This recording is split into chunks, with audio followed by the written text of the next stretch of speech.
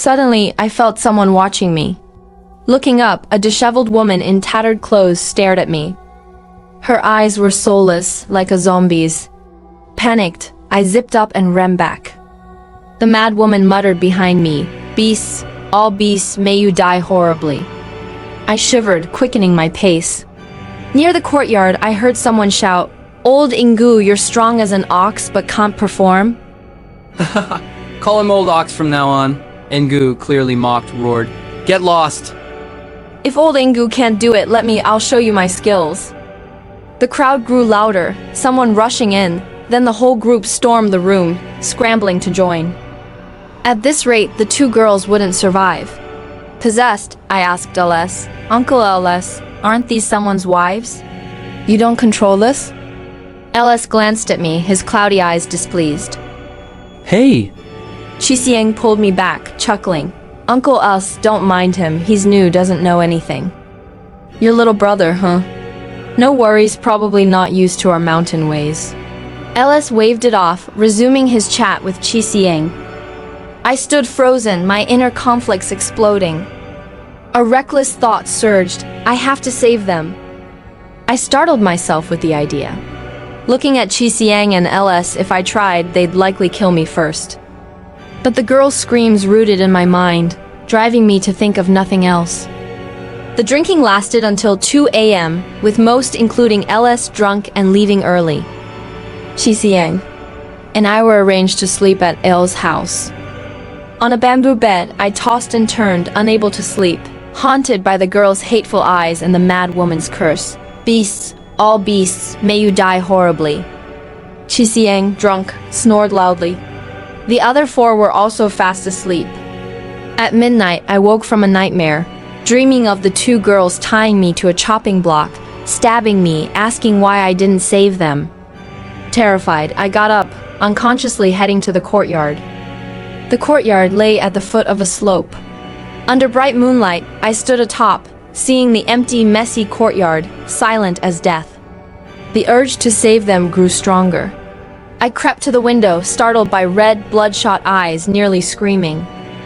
Calming myself, I saw the girl curled up at the bed's edge, staring at me blankly. My heart raced. Inside, 7 or 8 men slept scattered, snoring loudly. The girl barely looked human, her hair a mess, face covered in red slap marks, tears dried up. She wore only 2 scraps of cloth, barely covering the bruises and marks of brutal abuse. Her gaze shifted from blank to hateful, as if wanting to tear me apart. The hellish scene spurred me. Things weren't as I thought. The traffickers didn't see them as human, and these beasts were even worse. Staying here meant a fate worse than death. As she stared, I took a deep breath, looked at her and whispered, "I'll help you escape." She froze, staring in disbelief. Knowing time was precious, I signaled her to come out.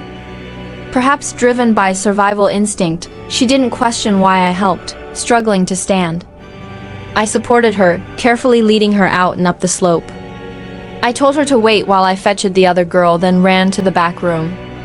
The other girl lay on the bed, pinned by 2 men's limbs, eyes wide, face lifeless.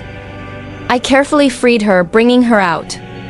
Both girls, realizing I was truly saving them, looked at me with hope, clinging to me like a lifeline. I hesitated. The trucks were parked at L's house. Driving would wake the village, causing big trouble. But without a vehicle, a 16-year-old like me leading 2 battered girls wouldn't get far. Gritting my teeth, I decided to drive. I led them, their injuries and hunger slowing them, but their will to live kept them moving. I don't know how long we walked, maybe 10 miles. The mountain roads were rough, and the girls, just tortured, moved slowly. I looked at them, wearing men's old shirts that barely covered them. Their stolen shoes slipped with every step. I was anxious and impatient, this pace was too slow. I urged them on. As we neared the trucks at the village gate, a flashlight beam hit my face and someone shouted, "Catch them!" I panicked, not expecting the village to be so loosely guarded outside yet strict within, explaining why no one watched the girls. I shouted, "Run to the forest!" A forest lay outside the village. I led them in with pursuers close behind. The girls had no strength left. Seeing the crowd closing in, their terrified screams twisted their faces. Knowing we'd be caught, I shouted, "Run! I'll hold them off." I grabbed a dry branch, charging at the pursuers to stall them. I blocked them for mere seconds before someone flanked me, pinning me down. A mob surrounded me, punching and kicking. "You bastard, stealing our village's girls? Beat him to death!" I curled up, shielding my head, feeling fists rain down. Glancing up, I saw Qi Xiang watching coldly from behind. His eyes held undisguised killing intent. At Kang's signal, HSN, Ang, and LCC approached, beating me mercilessly. "You little punk, I've hated you from the start. You're a traitor," H sneered, each kick to my stomach curling me like a shrimp. My consciousness faded, and I passed out. I don't know how long I was out, but I woke gradually. Opening my eyes, I found myself on Kang's truck, unsure why I wasn't dead. Looking out the window, it was pitch black, likely night. Qi Xiang, face grim, glanced at me. "Awake?" I lowered my head, muttering, "Yes." Qi Xiang cursed, "You useless punk! I shouldn't have been soft and brought you. You nearly ruined my big deal." I kept my head down, silent. He lit an Yan Bian cigarette, continuing, "Honestly, the brothers wanted to kill you for breaking the rules." "But I thought, you're new, don't know better, so I spared you. Next time, no one needs to act. I'll kill you myself and toss you in the forest. Trust me, within days, wild leopards will eat you clean, not a bone left." If I hadn't heard his words the previous night, I might have believed his fake mercy. "Scared now?" Qi Xiang sneered, seeing my fear. "Dare to try again." I didn't regret it but wanted to live, so I shook my head. "This is your last chance to live. 'Cause trouble again, and I guarantee you won't make it back." Seeing my silence, Qi Xiang brainwashed me, dangling promises, follow him for a year, and I'd buy a motorbike, build a tiled house, have any girl I wanted. To lower their guard, I whispered, "Brother Qi Xiang, I know I was wrong. I didn't understand. I won't dare again. I'll cherish this chance." Hearing this, Qi Xiang smiled. "Good, knowing your mistake is good. I tell you, don't listen to people's nonsense, acting righteous. You risk your life to free that girl. Did she look back at you? People are selfish. They don't care if you live or die." "Yes, I'm really disappointed. I risked my life for her and she didn't care. I was so scared. Thought I'd meet the Grim Reaper. I played along." Qi Xiang laughed. "You broke the rules, caused trouble, and deserved the beating. Don't hold grudges. Stick around, you'll see every trade has rules. Breaking them cuts others' money and killing you would be justified." I nodded. Seeing my fear, Kang's tone softened. That night, we stopped in the deep forest. Qi Xiang took out pots and a gas stove, cooking. Bruised all over, I busied myself serving H and SN, apologizing. H mocked me, making things difficult. Qi Xiang spoke up for me and they eased off. On the road, Qi Xiang told me to bring food to the pregnant woman and her daughter, deliberately sending the others away to test if I'd try to free them again. In the truck, despite their pleas, I stayed silent. After a few times, Qi Xiang and his gang grew less wary, thinking I was too scared to act out. The next evening, we reached the next destination, another remote Chinese mountain village with only one dirt road in. The truck stopped a few miles from the village.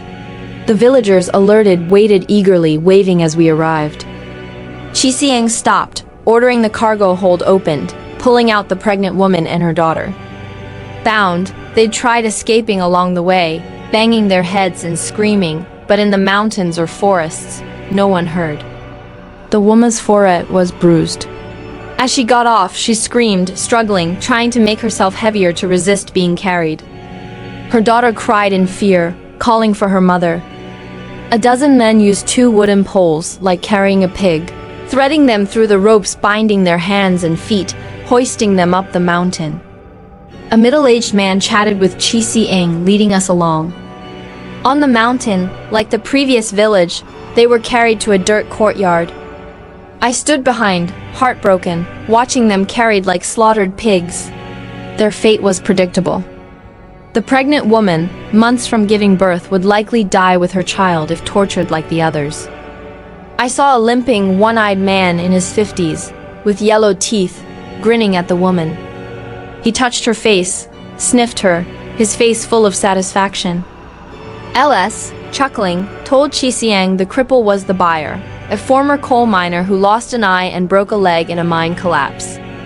He'd earned some money mining, enough to buy a fair-skinned wife, though it was a pity she was pregnant.